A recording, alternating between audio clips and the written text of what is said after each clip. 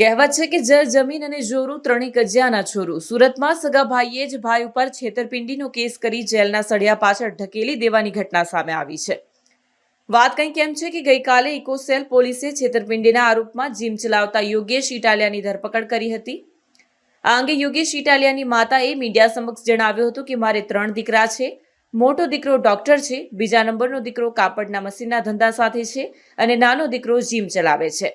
મારા પતિ જ્યારે હયાત હતા ત્યારે મારા સંતાનો, તેમની પત્નીઓ અને મારા નામે બધાના ભાગે સંપત્તિની સરખી વહેંચણી કરી હતી.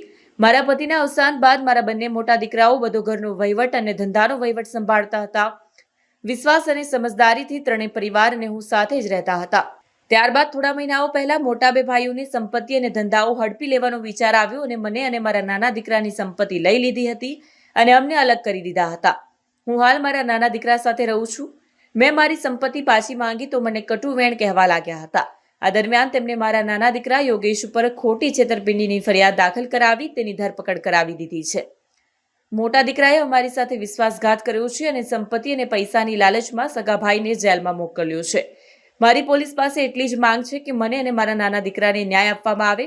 મારો નાનો દીકરો નિર્દોષ છે અને મા તરીકે મને 3 સંતાનો સરખા હોય છે, પણ આજે જે ઘટના બની છે તેનાથી મને ખૂબ જ આઘાત લાગ્યો છે. મારું નામ રૈયાબેન રાજાભાઈ ઇટાલિયા છે. મારે 3 દીકરા છે. મોટા દીકરાનું નામ અમિતભાઈ, વસલા દીકરાનું નામ અનિલભાઈ, નાના દીકરાનું નામ યોગેશભાઈ. તો મારા અત્યાર સુધી સમજણના હિસાબે 45 વર્ષના થયા, 42 વર્ષના, 40 વર્ષના, ત્યાં સુધી હા પોતાને સમજણ હતી ત્યાં સુધી ભેગું રહ્યું. આ 6 મહિના થયા જુદું થઈ ગયું. પછી એકાબીજીને અત્યારે 2 મોટા દીકરાને અમિતને અને અનિલને યોગેશ ઉપર વિશ્વાસ નથી ને વિશ્વાસઘાત કરી અને આ સવાર દીનો એને પકડાવી દીધો છે. અને એને પૈસાના પાવરથી અને એની મિલગત વાલી લાગી. માં નથી વાલી લાગી, નાનો ભાઈ નથી વાલો લાગ્યો.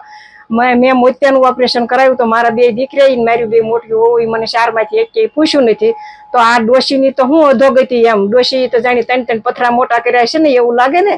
તો મને કાંઈક થાય, મારા દીકરાને પકડાવી લીધો છે આજ, તો મને કે એના બાયડી છોકરાને કાંઈક થશે તો જવાબદારી અમિતની ને અનિલની રહેશે અને માની જવાબદારી એની રહેશે. અને માને ભરણ પોષણ કરવાનો સમય આવ્યો તારે ખસી ગયા અને કેમ માને બોલાવતા નથી એમ. માએ એને કઈ રીતે મોટા કર્યા છે અને હવે એને કાંઈ દેવું જ નથી મારા નાના દીકરાને. મારા નાના દીકરાએ ઓલો આપણે રામો રાખેલો કામ કર્યું હોય, ઈ જાતનું કામ કર્યું છે, તો અત્યારે એમ કે છે કે તે કાંઈ નથી કર્યું અને નથી દેવું. તો એને આ સવાર દીનો પકડાઈ લીધો છે. સવારે 6:30 થી 6:45 સુધીમાં લઈ ગયા છે. તો મને કાંઈક થઈ જાય કે એને કાંઈક થઈ જાય તો જવાબદારી 2 મોટા ભાઈની અમિતની અને અનિલની રહેશે. 2 મોટા દીકરાએ કાવતરું કર્યું અને મારા નાના દીકરાને કાંઈ દેવું નહોતું અને આ વહેલી સવારે એને પકડાવી લીધો છે. અને મોટા દીકરાને 2 ને અમિતને અને અનિલને મિલગત વાલી લાગી છે અને ભાઈ નથી વાલો લાગ્યો. અને આવું કાવતરું તો આજ સવારે થયું. અને અમે તો કેદુના કહેતા જ થા જે માપે હોય જે હરખું કરી નાખો, તો એની કઈ હરખું કર્યું નહીં. અને હવે અત્યારે એને લાલચ થઈ છે પૈસાની અને મિલગતની, એટલે એને દેવું નથી કઈ નાના દીકરાને.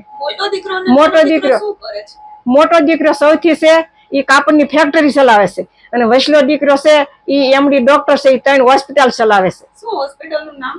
ઇટાલિયા હોસ્પિટલ મલ્ટીસ્પેશિયલ.